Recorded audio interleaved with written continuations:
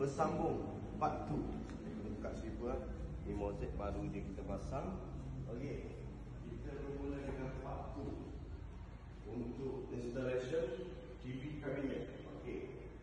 Kombinasi color coklat dan juga color cream bercorak di tengah jalur.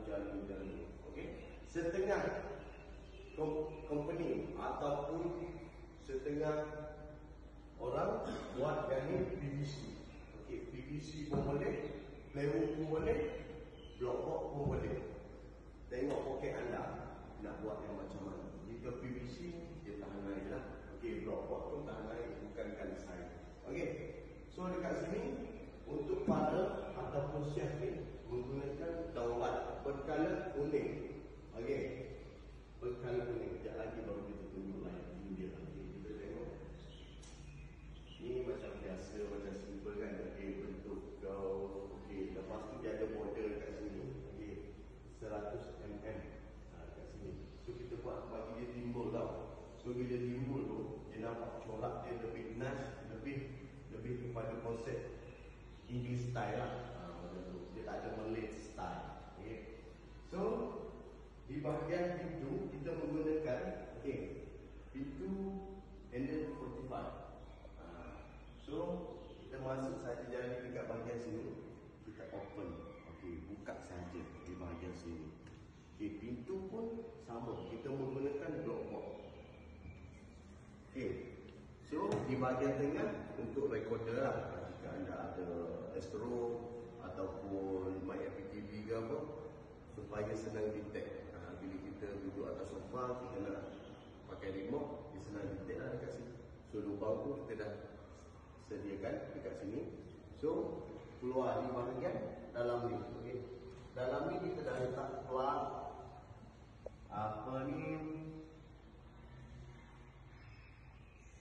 yang unify ni. Yang unify ni TM kita ada dekat dalam ni. Okey. So glass, so sini pun sama, ada compartment. Okey. Ada satu lagi dekat sini. Okey. Di dalam ni boleh guna tau. Kita bukan buat konsep yang membazir. Setengah di curve sana orang dah tutup. Kita ni tak. Ni boleh lagi. Boleh lagi. Boleh simpan lagi barang dalam tu. Okey, contoh ni, katalog ni, okey. Orang boleh masuk. Masuk. So, boleh masuk lagi di luar. So tidak membazir buat kabinet macam ni. Tidak membazir. Menjimatkan ruang. Okay. So masuk bahagian lighting. Okay.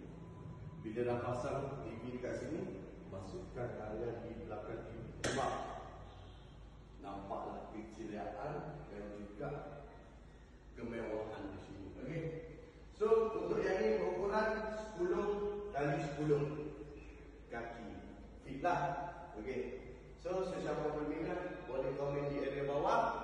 So like, comment, share, kita cover seluruh Semenanjung termasuk Singapura, Langkawi, Sabah, Sarawak, insya-Allah. Jika kosting memadai, kita akan menuju ke sana. Okey. So cuba korang komen dekat bawah, part 2 cantik ke tak cantik dengan TV kabinet. Okey, untuk yang ni mesti korang nak tahu kan, kita guna cat apa? Bukan cat pakai roller. Kita spray dekat sini, dekat side. Okey, untuk yang ni kita menggunakan cat 2K. So korang pun tahu cat 2K berkualiti, tahan panas, tahan kelembapan, tahan segala-galanya daripada goresan. Apa ni, senang cuci lah, senang cuci. Okey, so part 2 dah settle. Komen dekat bawah. It is Gudang Pos Arcade. Arcade kami design dia. Okey. Aku suka nonton